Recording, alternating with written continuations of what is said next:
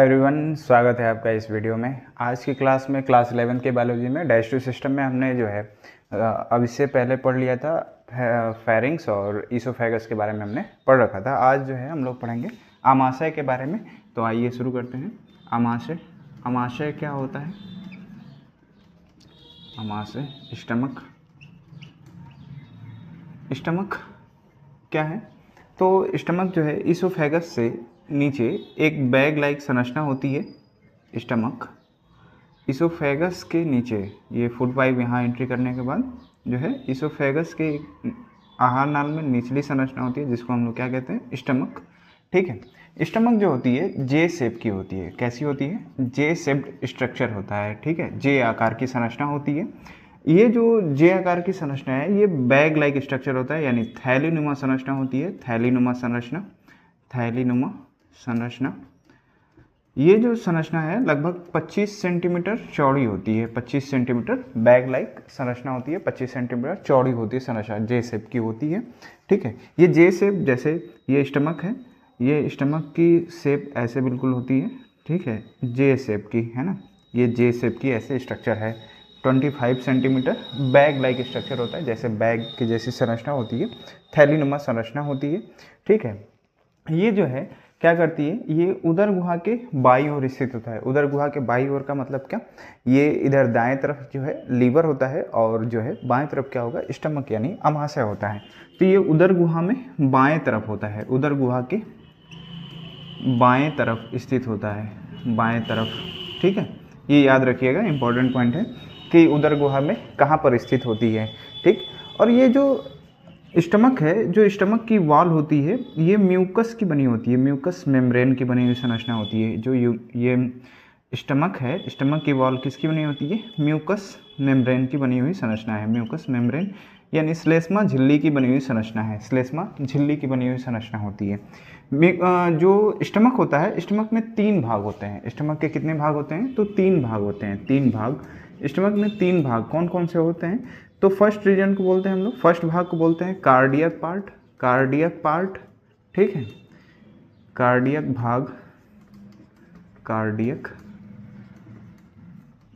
भाग।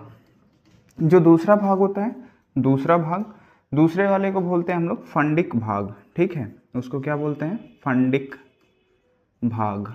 ठीक है, फंडिक पार्ट। और जो तीसरा भाग होता है उसको हम लोग बोलते हैं क्या? पाइलोरिक भाग।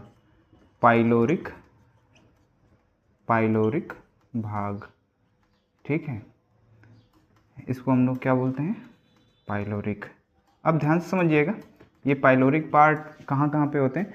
ये जो है ऊपर वाला भाग जो होता है उसको हम लोग क्या बोलते हैं? कार्डियक भाग बोलते हैं, कार्डियक भाग। ठीक है, और जो ये बीच वाली संरचना होती है उसको हम लोग क्या बोलते हैं? फंडिक भाग बोलते हैं, दूसरा फंडिक भाग। और ये लास्ट वाली जो संरचना होती है, ये वाली संरचना, उसको हम लोग क्या बोलते हैं? ये जो है पाइलोरिक रीजन है, पाइलोरिक भाग है। ठीक, अब समझेंगे ये जो स्टमक है, स्टमक से अब ईसोफेगस से जब भोजन एंटर कर गया, जैसे स्टमक से जो है माउथ से भोजन एंटर करेगा फेरिंग्स में, फेरिंग्स के बाद ईसोफेगस के बाद ये स्टमक में एंट्री करता है।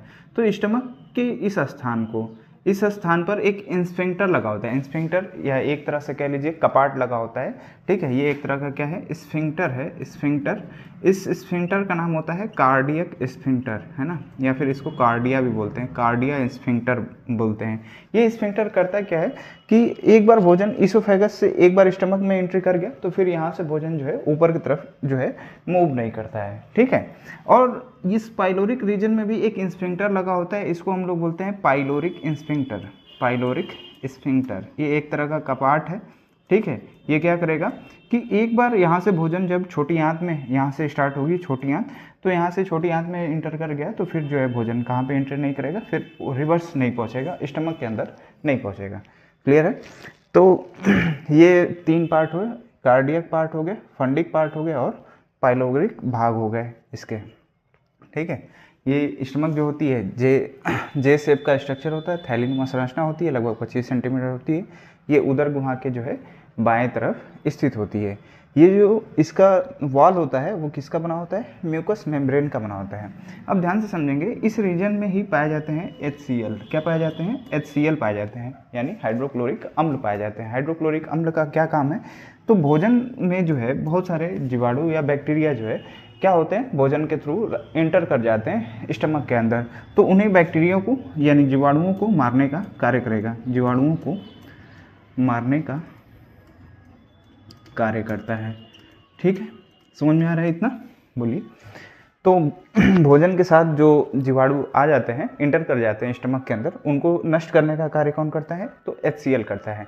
अब ये जो HCl है, HCl के वजह से जो है ये इसकी वॉल खराब नहीं होती है। क्यों, क्योंकि ये बनी होती है किससे, म्यूकस मेम्ब्रेन की बनी होती है, म्यूकस मेम्ब्रेन की बनी संरचना होती है।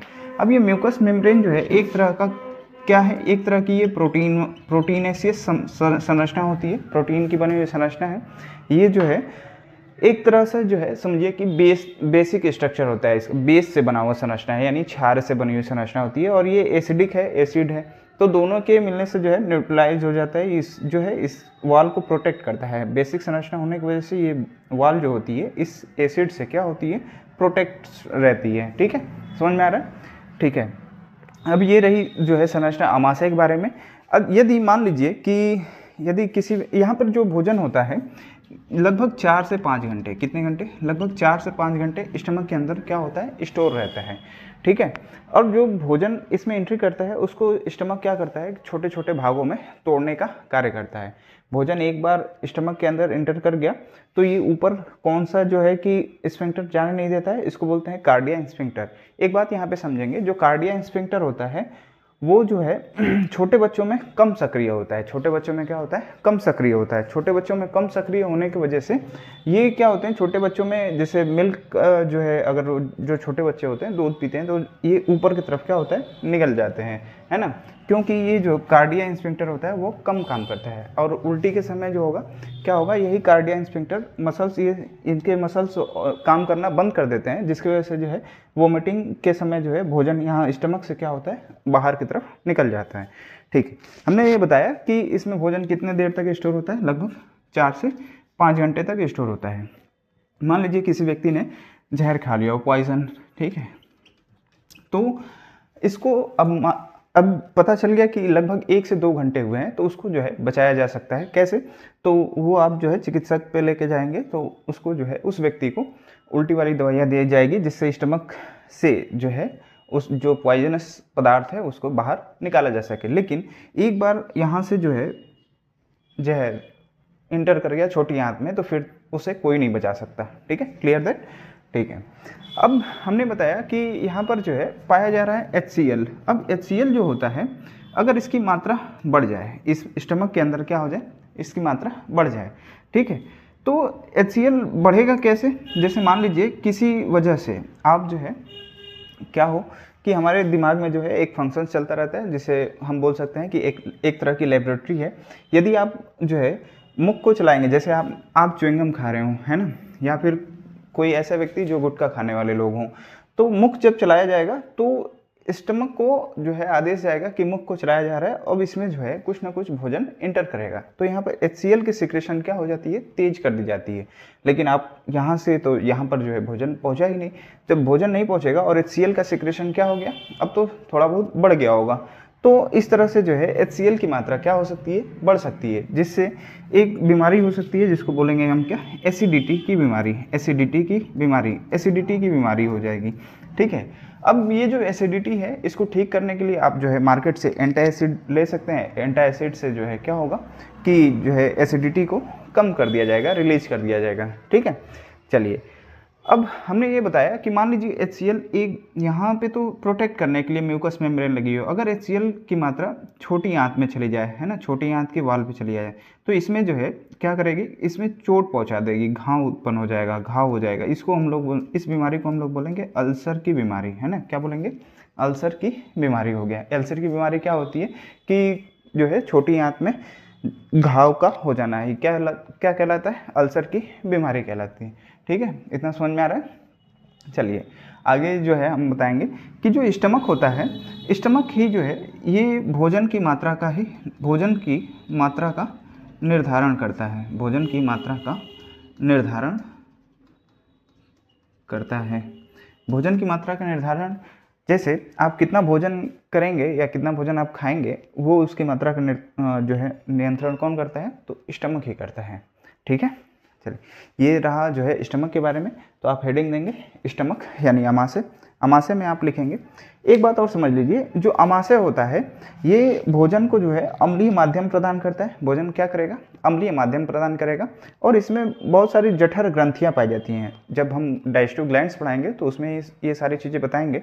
तो आप ये बस इतना याद रखेंगे कि इसमें बहुत सारी क्या होती हैं? जठर ग्रंथियाँ होती हैं, जिनसे जो है जठर रस का सिक्रेशन होता है। लगभग प्रत्येक मनुष्य के अमाशय में लगभग 3.5 करोड़ 3.5 करोड़ जो है जठर ग्रंथियाँ होती हैं। 3.5 करोड़ क्या होंगी? जठर ग्रंथियाँ, जठर ग्रंथि उपस्थित होती हैं। ठीक है, ये क्या करेंगी? जठर रस का सिक्रेशन करेंगे, जिससे जो है यहाँ पर जो है अमाशय के अंदर पाचन हो सकेगा। एक और पॉइंट याद रखेंगे कि अमाशय में जो है क्या होगा कि कार्बोहाइड्रेट और प्रोटीन का अल्प मात्रा में डाइजेशन होता है। कार्बोहाइड्रेट व प्रोटीन का अल्प मात्रा, ये याद रखिएगा कि डाइजेशन तो होगा, लेकिन कितने मात्रा में होगा? अल्प मात्रा में डाइजेशन होता है। किसका होगा? कार्बोहाइड्रेट और प्रोटीन का। It is clear that now. अब जो है आप हेडिंग देंगे अमाशय। अमाशय के बारे में आप लोग लिखेंगे, अमाशय देह गुहा के बाएं तरफ स्थित होता है। अमाशय देह गुहा के बाएं ओर स्थित होता है। ठीक है, आगे लिखेंगे, इसमें 3 भाग होते हैं। इसमें 3 भाग होते हैं। पहला लिखेंगे कार्डियक पार्ट, दूसरा लिखेंगे फंडिक भाग, और तीसरा लिखेंगे पाइलोरिक भाग। ठीक है, तीसरा लिखेंगे पाइलोरिक भाग। कार्डियक, फंडिक और पाइलोरिक। ठीक है, ये 3 रीजन हो गए। आप जो है फर्स्ट इसमें हेडिंग दे दीजिए कार्डियक पार्ट। कार्डियक पार्ट में लिखेंगे आप लोग, हेडिंग दीजिए कार्डियक पार्ट। कार्डियक पार्ट में लिखना शुरू करेंगे। ग्रास नली, ग्रास नली इसी भाग में खुलती है। ग्रास नली इसी भाग में खुलता है। ग्रास नली का वह द्वार, ग्रास नली का वह द्वार जो, ग्रास नली का वह द्वार जो कार्डियक भाग में, जो कार्डियक भाग में खुलता है, कार्डियक भाग में खुलता है, कार्डिया कहलाता है। कार्डिया कहलाता है, जो कि कार्डियक स्फिंक्टर द्वारा, जो कि कार्डियक स्फिंक्टर द्वारा, कार्डियक स्फिंक्टर द्वारा नियंत्रित होता है। कार्डियक स्फिंक्टर द्वारा नियंत्रित होता है। यह स्फिंक्टर भोजन को, यह स्फिंक्टर भोजन को अमाशय से, भोजन को अमाशय से ऊपर बाहर की ओर आने नहीं देता है। ऊपर बाहर की ओर आने नहीं देता है। यह बच्चों में कम सक्रिय होता है। यह बच्चों में कम सक्रिय होता है। ठीक है, इतना लिख लिए होंगे। आगे जो है दूसरा हेडिंग देंगे फंडिक भाग। फंडिक भाग, फंडिक भाग कुछ नहीं होता है, ये जो है इसके जो है कार्डियक भाग और पाइलोरिक भाग के मध्य का स्थान होता है। ठीक है, तो इसमें लिखेंगे फंडिक भाग, फंडिक भाग कार्डियक व पाइलोरिक भाग के मध्य में होता है। पाइलोरिक भाग के मध्य में होता है। अब नेक्स्ट हेडिंग देंगे, नेक्स्ट हेडिंग देंगे पाइलोरिक पार्ट। पाइलोरिक पार्ट, इसमें लिखेंगे अमाशय का छोटी आंत में प्रवेश, अमाशय का छोटी आंत में प्रवेश पाइलोरिक भाग द्वारा होता है। पाइलोरिक भाग द्वारा होता है, जिसका नियंत्रण पाइलोरिक स्फिंक्टर, जिसका नियंत्रण पाइलोरिक स्फिंक्टर द्वारा होता है, जिससे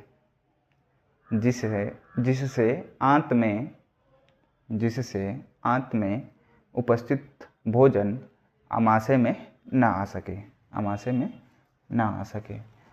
अब हेडिंग देंगे आप लोग, हेडिंग देंगे अमाशय के कार्य, फंक्शंस ऑफ स्टमक। अमाशय के कार्य, फंक्शंस ऑफ स्टमक। इसमें आप लिखेंगे पहला पॉइंट लिखेंगे, यह भोजन का संग्रह करता है, यह भोजन का संग्रह करता है अमाशय की दीवारों से। दूसरा पॉइंट है, अमाशय की दीवारों के क्रमाकुंचन से, अमाशय की दीवारों के क्रमाकुंचन से भोजन लुगदी में, भोजन लुगदी, लुगदी का मतलब होता है कायम, ठीक है, याद रखिएगा। भोजन लुगदी में, लुगदी का मतलब क्या हुआ, कायम में, कायम में परिवर्तित हो जाता है, ठीक है। आगे लिखेंगे नेक्स्ट पॉइंट, तीसरा, भोजन को अम्लीय माध्यम बनाता है, भोजन को अम्लीय माध्यम बनाता है, भोजन को अम्लीय माध्यम बनाता है। तीसरा लिखेंगे, नेक्स्ट लिखेंगे फोर्थ पॉइंट, अमाशय में जठर ग्रंथियाँ, अमाशय में जठर ग्रंथियाँ यानी गैस्ट्रिक ग्लैंड्स, जठर ग्रंथियाँ पाई जाती हैं, जो जठर ग्रंथियाँ पाई जाती हैं जो कार्बोहाइड्रेट व प्रोटीन, जो कार्बोहाइड्रेट व प्रोटीन की अल्प मात्रा में, की अल्प मात्रा में पाचन करती हैं, कि यह अल्प मात्रा में पाचन करती हैं। अब नेक्स्ट पॉइंट लिखेंगे नंबर 5, अमाशय में HCl पाया जाता है, अमाशय में HCl पाया जाता है जो भोजन के साथ आए जीवाणु को, जो भोजन के साथ आए जीवाणु को मारने का कार्य करता है ना, भोजन के साथ आए जीवाणु को मारने का कार्य करता है। नेक्स्ट पॉइंट देंगे नंबर 6, पाइलोरिक भाग, यहाँ पर लिखिएगा, पाइलोरिक भाग में गैस्ट्रीन हार्मोन, यहाँ पर एक पॉइंट लिखिएगा, गैस्ट्रीन हार्मोन, गैस्ट्रीन हार्मोन, ठीक है, गैस्ट्रीन हार्मोन का स्राव करता है, गैस्ट्रीन हार्मोन का स्राव करता है जो जठर रस को, जो जठर रस को स्राव के लिए प्रेरित करता है, जो जठर रस को स्राव के लिए प्रेरित करता है, ठीक है, इतना ठीक है। अब जो है हम लोग इसके बाद की संरचना पढ़ेंगे छोटी आंत के बारे में, ठीक है। तो आप अगली संरचना हम लोग पढ़ने जा रहे हैं छोटी आंत।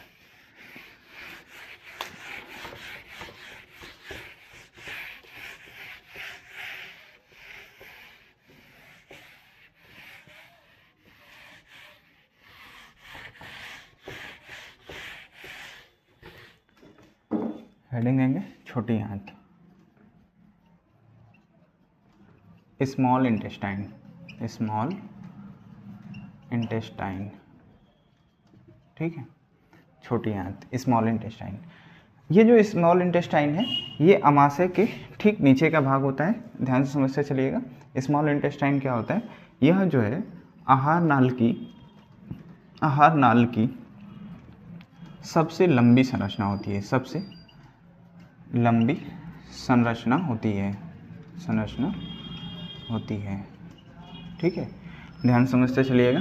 ये लगभग, इसकी लंबाई लगभग होती है 6.5 मीटर की लंबाई होती है। छोटी आंत की लंबाई कितनी होती है, लगभग जो है 6.5 मीटर लंबी संरचना होती है, लंबी संरचना होती है।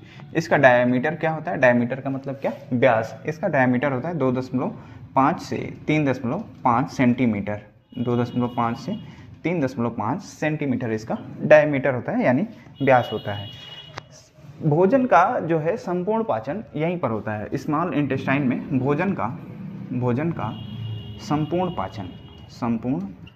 पाचन जो है कहाँ पर होगा, इसी छोटी आंत में होता है, छोटी आंत में। अब ये जो छोटी आंत है इसमें 2 तरह की संरचनाएं जो है निकल के आती हैं, आप देखेंगे स्ट्रक्चर, ठीक है, छोटी आंत की संरचना आप देखेंगे। इसमें जो है ये स्टमक के बाद यहाँ से जो है पैंक्रियाज, ठीक है, पैंक्रियाज के बाद इस तरफ जो है क्या पाया जाएगा, लीवर पाया जाएगा, ठीक, और यहाँ पर जो है छोटी आंत है, छोटी आंत। ध्यान समझते चलेंगे एक एक चीज़ों को। ये जो अग्नाशय है, अग्नाशय से एक रस निकलता है जिसको बोलते हैं अग्नाशयी रस, और जो है यहाँ से ये गॉल ब्लैडर से जो है एक पित्त रस का जो है श्रावण होता है, यकृत में जो है कि बनेगा, और जो है क्या होगा, इसका सिक्रेशन होता है। और ये सिक्रेशन जो है कहाँ पर छोड़ा जाता है, तो छोटी आंत में। छोटी आंत के किस भाग में, तो छोटी आंत जो होती है इसमें भी कितने भाग होते हैं, 3 भाग होते हैं। छोटी आंत में भी कितने भाग होते हैं, तो 3 भाग होते हैं।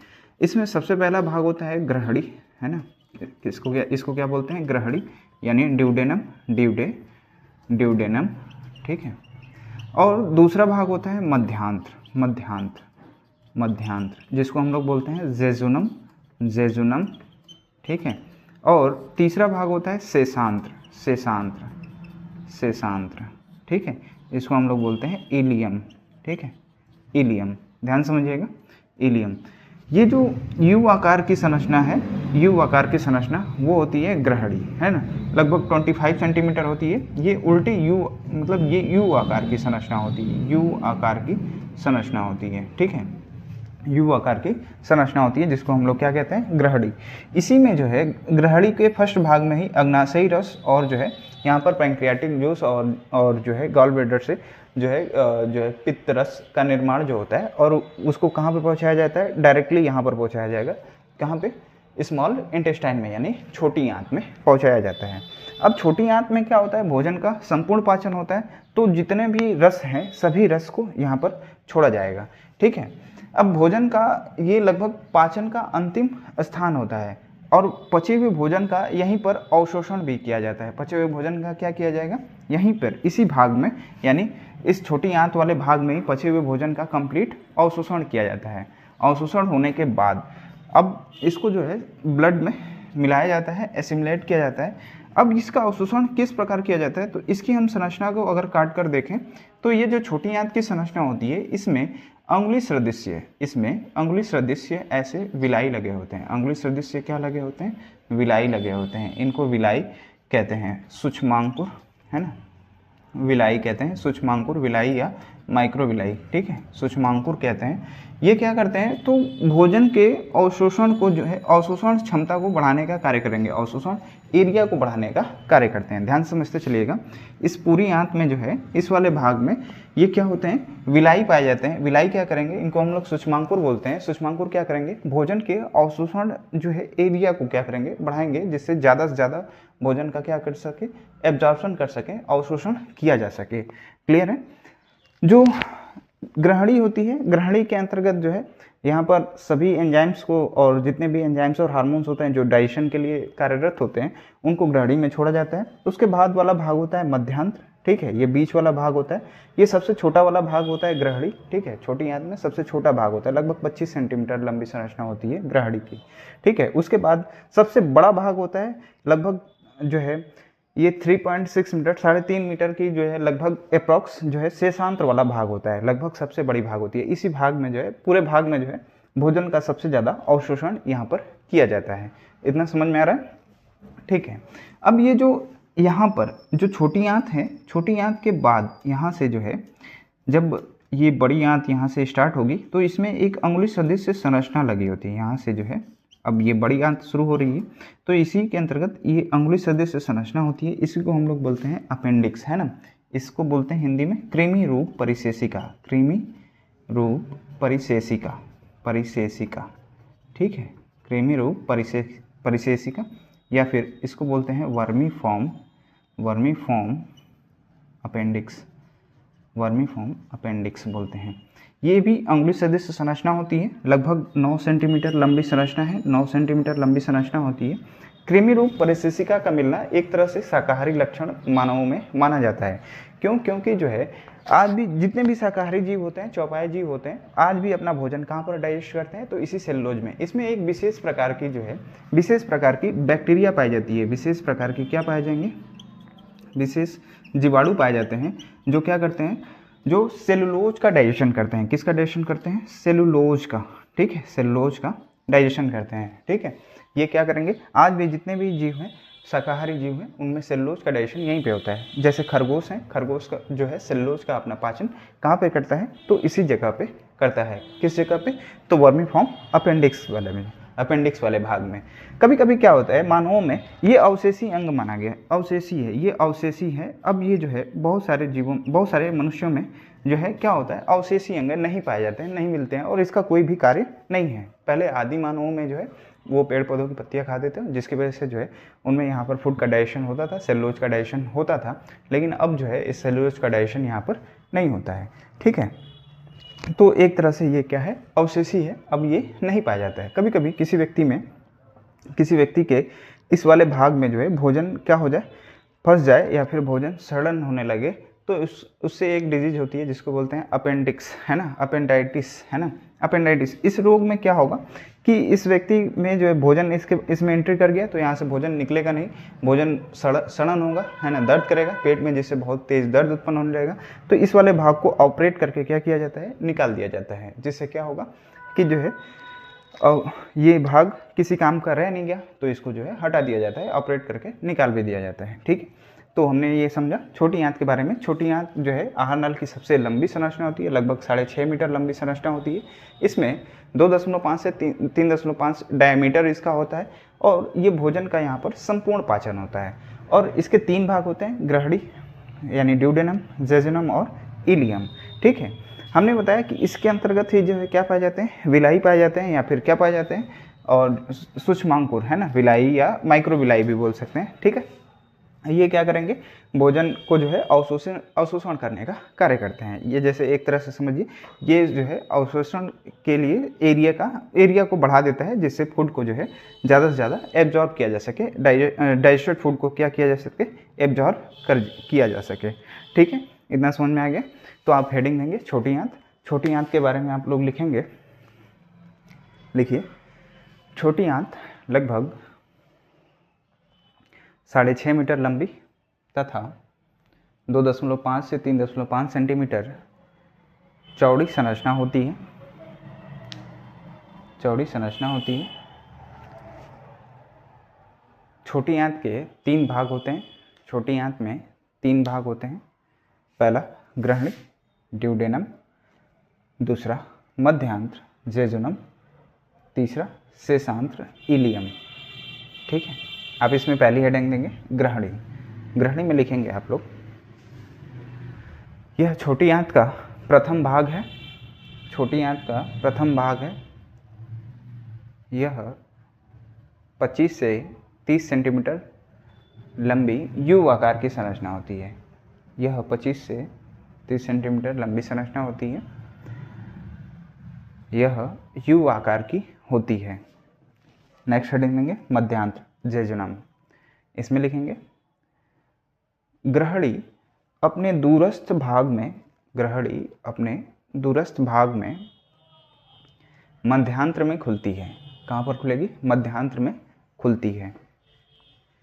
ठीक है, आगे लिखेंगे